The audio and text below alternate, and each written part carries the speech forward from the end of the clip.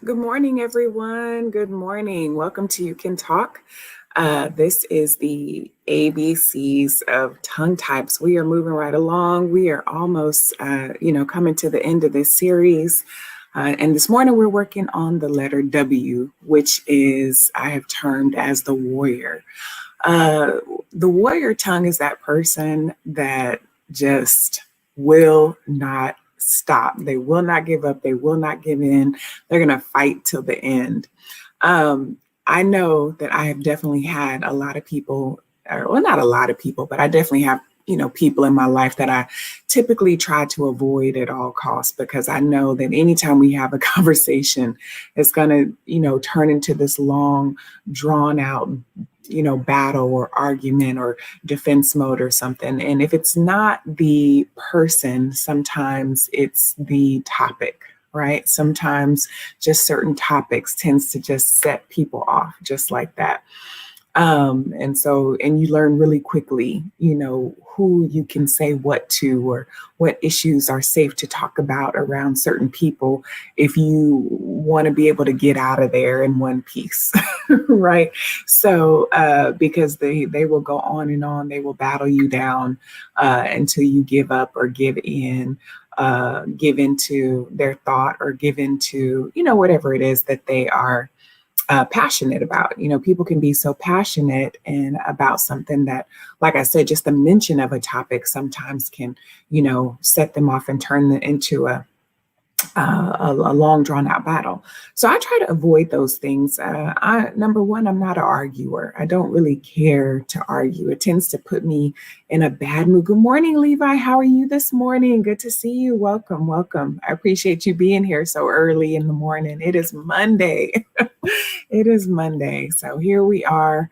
Trying to get this series finished up so that we can move on to the next thing. But yes, I tend to avoid arguing as much as possible because it tends to put me in a bad mood. And sometimes it can, once I get in a bad mood, it can be hard. It's hard to get that conversation out of my head sometimes. So that's one of the reasons I hate to argue. It's also stressful. It can be stressful and it can be mentally draining. It takes up a lot of, I find that arguing with people can take up a lot of mental thought that I don't particularly care to deal with. So, I try to avoid arguing at all cost. But I've learned not to let it stop me from saying the things that I need to say.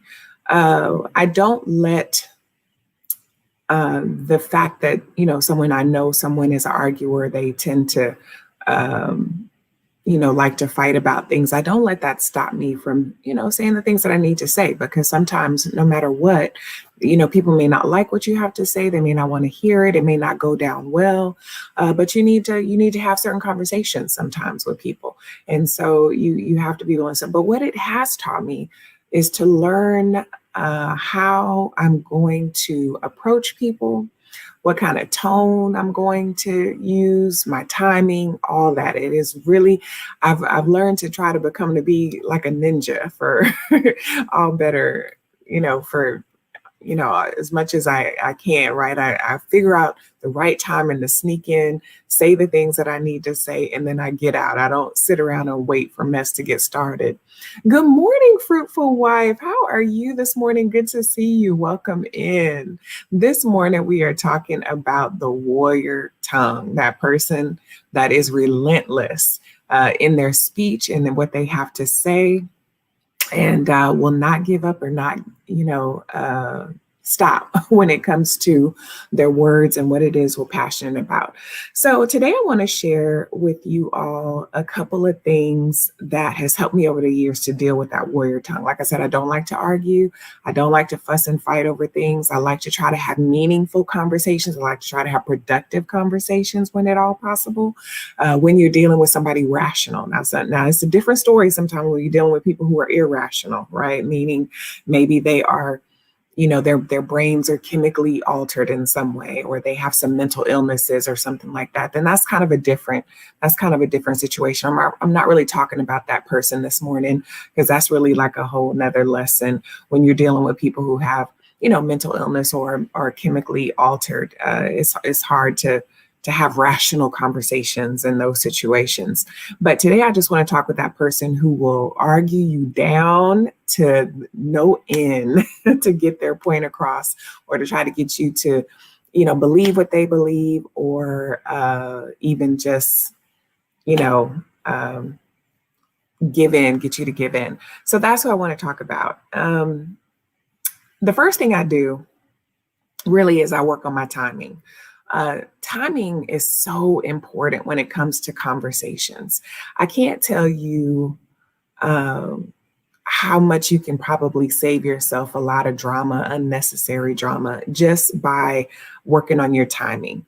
If you know the person and you are trying to figure out, I need to bring up this conversation and I know this is going to set them off. I know this is going to be a hot topic for them. Try to figure out, when is a good time to insert what you need to say.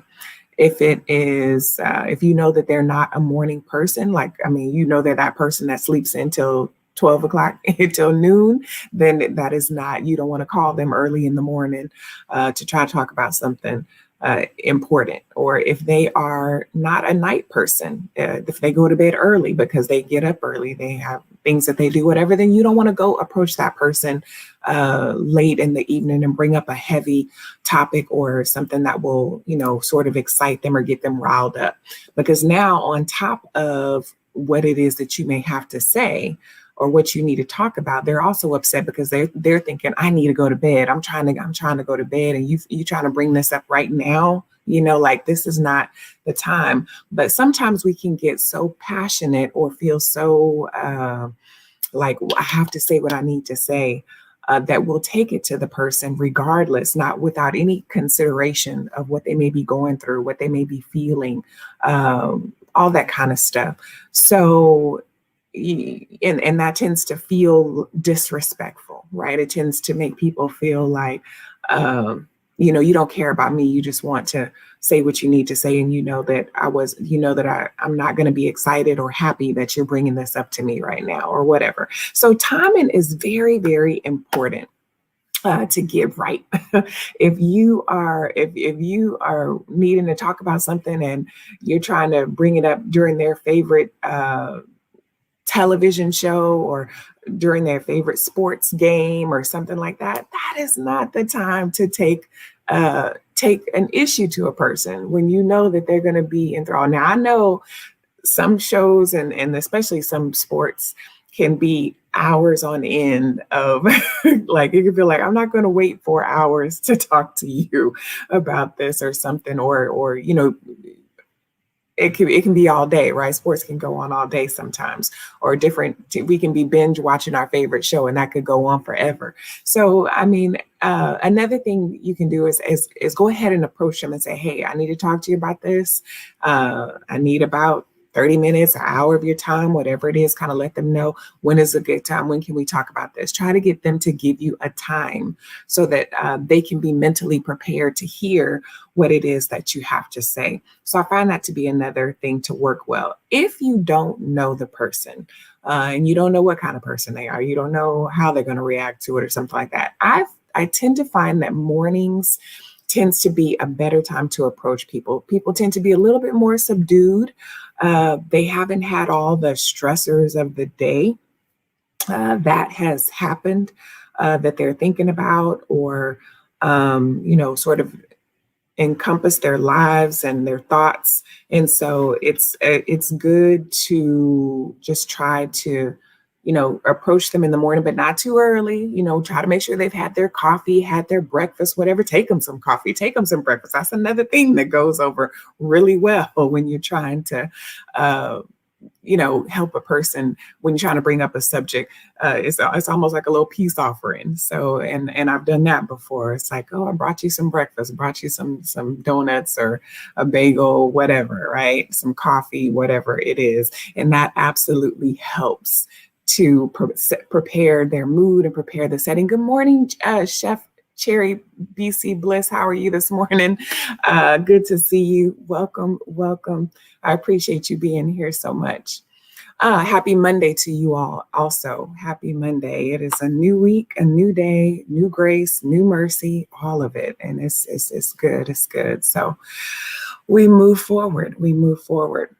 So try to ask them if when is a good time. And this is if you're the one that has to take the conversation to the person. So then there's the flip side of that, right? That if they're the person that's coming to you with the issue, and you can tell that they are already riled up, ready to just go in. They come in the room, loud or arguing or angry or already ready to have this conversation. Then try to stop them or calm them down right up front.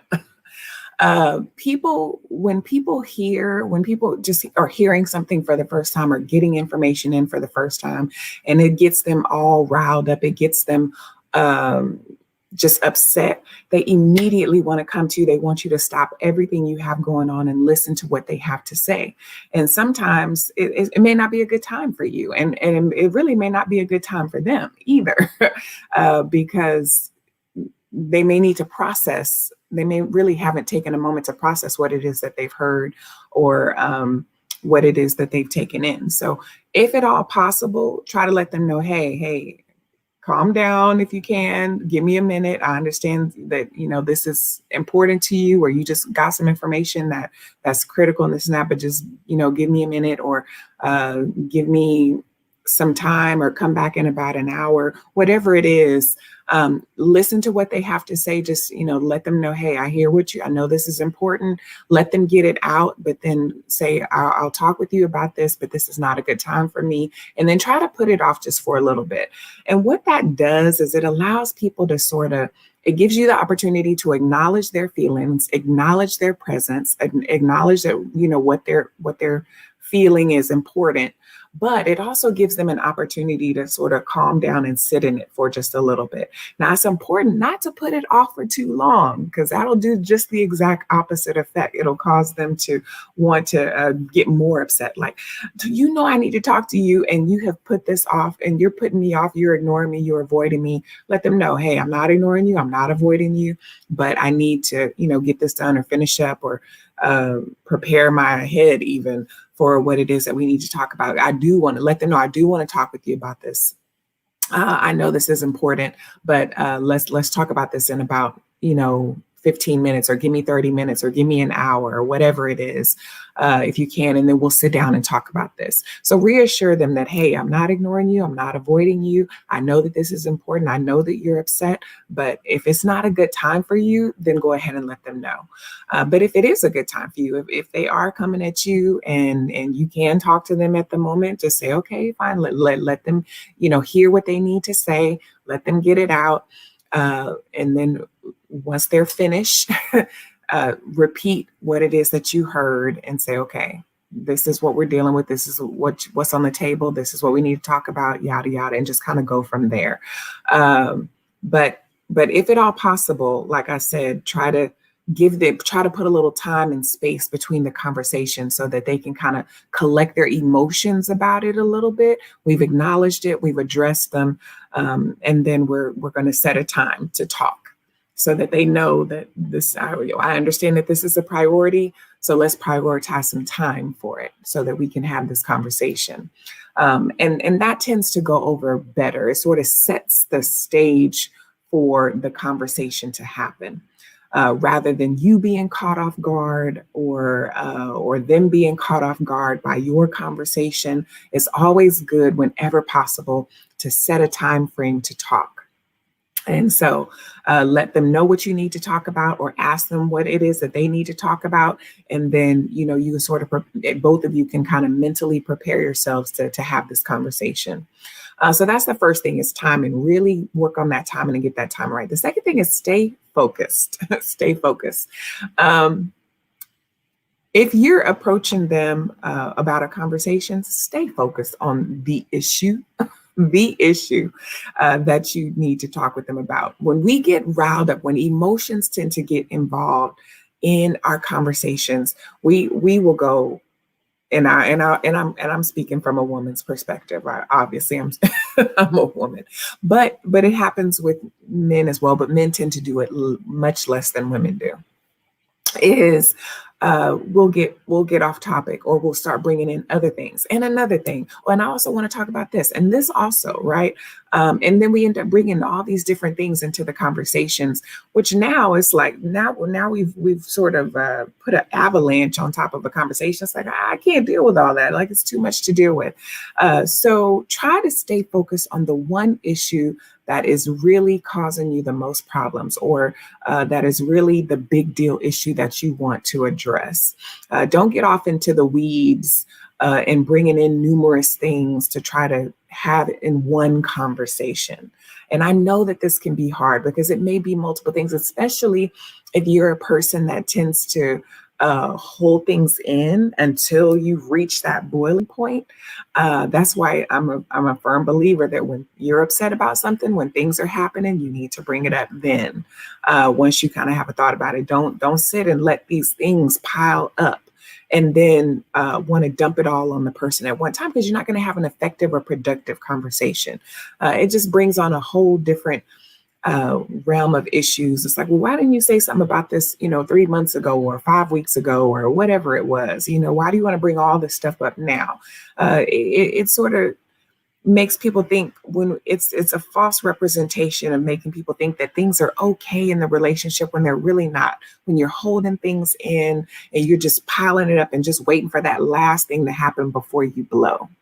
It's not good. It's not good. So when you have an issue, try to bring it up right away and stay focused on the topic. Stay focused on the one issue that you need to address and keep the conversation centered on that. Okay. Try not to get off in the weeds. And if they're coming at you with multiple things, right now, that's you going to them. If we go to them, just take the one issue that we need to have addressed. If they're coming at you with multiple things, you did this and you did that, and I'm upset about this and I'm upset about that, and on and on and on. Try to pick one issue of theirs. Okay, which one of these is most important to you, right? Or try to imagine, like, okay, of all those things that you said, this one sounds like the biggest thing that you're having problems with. Okay. And then talk about that issue and let them know, I can't, you may be upset with me about many things, but I can only, I'm human. I'm only one person. I can only deal with one thing at a time. And then and let them know, okay, let's talk about this. I know you said this, and that, but let's talk about this, because this one seems like the most important or the biggest deal for you, or the one that's causing you the most, pain, aggregation, being upset, whatever. Chef says, I try to hold it until I can say it without blowing up. Yeah, exactly. I'm the same way. And you are right about that, Chef. If I am too angry about a situation or too upset, then I will take myself and have that moment with the Lord, or try to calm myself down a little bit, breathe, all of it, whatever I need to do. Because sometimes when things come at me the first time, you get immediately upset, and you don't give yourself time to think, well, maybe am I jumping to conclusions? Am I making assumptions? Have I set the expectations too high? Have I been unrealistic about this situation or thought, or just whatever. I try to give myself a second, a minute, to sort of calm down, so that I can give myself and the person some benefit of the doubt, and then take the conversation to them. But the important thing is that I don't not talk about it. I'm going to talk about it. We're going to have the conversation. I just have to, sort of set the stage for it, so that it can be a productive one, and not this, big blowout of things happening. So yes, you're right. If they're coming to you with multiple things, try to, focus in or hone in on the one thing that you think is going to be, that you can address. And then let them know, hey, I know that this is important to you. I know you're upset about this. I know you have all these things, but this is what I'm committed to doing. Okay. This is what I can commit to working on with you. This is what I'm willing to talk about. This is what I'm able to do. And I say that because honesty is the best policy, number one. But secondly, we tend to over commit ourselves to doing things just to try to ease a person or calm a person down or appease a person's thoughts and their feelings and emotions. And so we'll overcommit ourselves to doing things when really that's setting us up for failure, because now we told them that we would be able to do this, and this, and at the time maybe that was our intention. We had every intention to try to take care of all the issues and address all the issues, but we're human and things happen, and everyone's priorities are not our priorities if we're realistic about it. So try to pick one or two things, if you can address two things, fine, that that you can commit to, and just say, hey, I'm committed to doing this, or I'm committed to talking with you about this, or let's address this situation. And that's not to say that I don't care about the other issues, but this one seems to be the most important. And this is the one that I can see myself being able to work on at this point in time. And then we'll maybe address some of these other things later. So that way they know that you're not ignoring them and that you're committed to working on something to do. Now, it may not be what they want. It may not be, you may not say what they want. You may not do every single thing that they want, but just taking care of at least one of them and addressing at least one of them will allow you to make some headway in the conversation and in the relationship.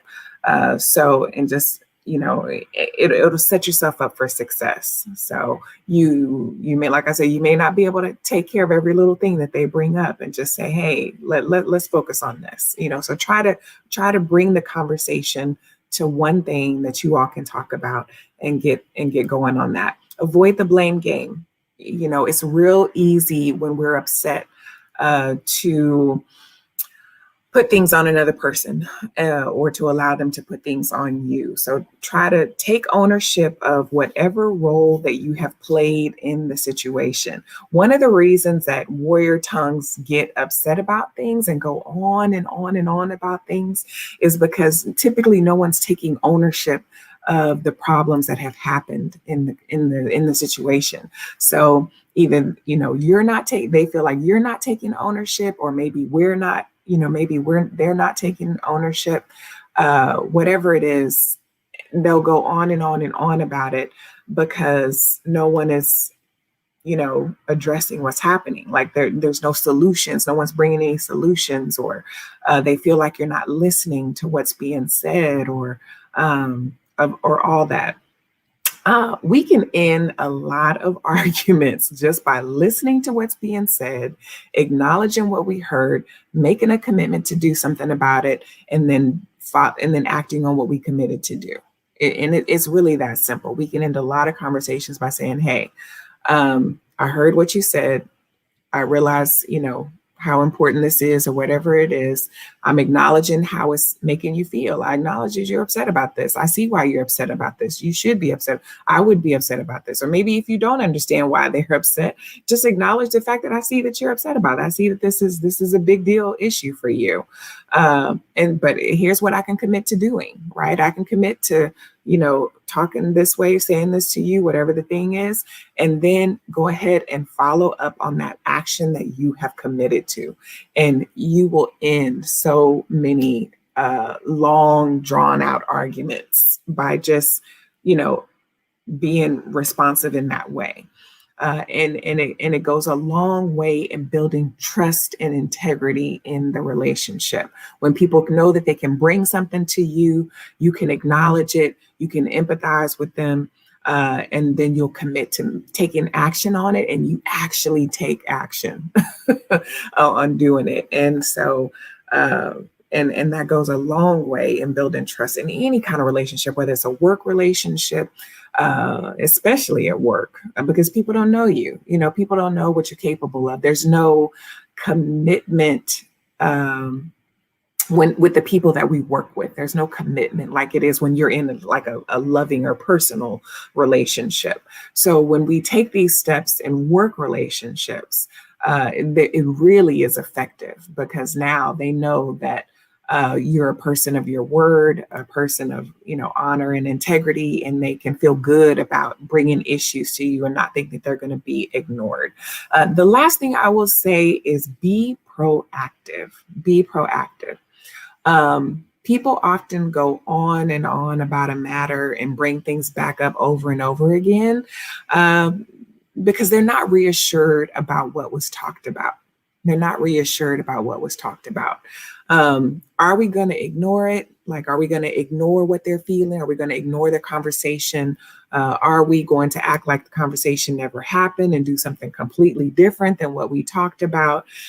So I find that if you reassure them about the conversation, that also tends to prevent that warrior tongue from going on and on and on and on and on. So for instance, y'all have this conversation, you heard them out, you acknowledged, how they felt and what was said, you made a commitment to do something, and then you acted on it. But so be proactive from there, like the next day, like, or even later that evening, like say you talked about it in the morning, go back to them in the evening, or go back the next day and say, hey, I just want you to reassure you that I heard that conversation yesterday, and I'm going to do what I've committed to do. You have my trust that I'm going to do what it is that we said we would do. And as the process goes on, if it's something that has taken a long time, let them know, hey, I took care of that situation that we talked about, or I've taken care of this part of the situation that we talked about. Let them know that you're progressively working on it. Kind of keep them informed. And so it keeps them abreast and aware of what you said, and that it's still a part of your conscious mind that you're addressing the issue as much as possible. Like if it's just one little thing that you've done, then go ahead and let them know, hey, I did this, I took care of that, or I'm making steps to do this. And that gives them reassurance that you're committed to working on the situation with them. And so, or just letting them know that you're doing your part, right? Because maybe hopefully both of you all committed to doing something. And I try to do that. I try to commit to doing things. So like I'll say, I'm committed to doing this. We talked about this situation. I'm committed to taking care of this and handling this and addressing this, but I need you to do this for me, right? I need you to be committed to doing this, even if it's just nothing, but let's not just trust that I'm going to take care of it, or trust that I'm going to do my part in it. And, let's not continue to bring this issue up. I need you to not continue to bring this issue up, or, to handle things like this, whatever it is that they're doing. And so, and as I, take care of it, I'll let you know how I'm doing, or, where I'm at in the process. Right. And so now, try to get them to commit to something as well. And that tends to help tremendously when both people are committed to acting on something. I'm willing to do this, but what are you willing to do? Or would you be willing to do this? Right. I'll work on this, but I need you to work on that. And so that way, both of you all are committed to doing something to help the relationship. So those are pretty much the things that I have. Work on your timing, reassure them of what it is that you're committed to do, hear them out, and be proactive in the things that you're talking about. And that tends to calm down that warrior tongue, if at all, whenever you can. So put some timing and space between you, and address them, acknowledge them, hear what they said, commit to doing something, and be proactive about letting them know that you're working on it. Okay. And those are things that I have done that have been effective for me over the years in dealing with that warrior tongue and getting them to calm down so that we can get stuff done. So I'm going to go ahead and say a prayer. I appreciate you all. I got tips coming out tomorrow, and then we'll be back here on Wednesday morning for the letter X, right? WX, X, Y, and Z. I'm not sure what those are going to be just yet. I think I know what X is. The X factor. I think X is going to be the X factor. Those people who bring up things out of the blue just to get a reaction out of you. I think that's what that's going to be. But anyway, I'm going to head out. I'm going to go ahead and say a prayer. Father, thank you, Lord, for this day. Thank you for loving on us.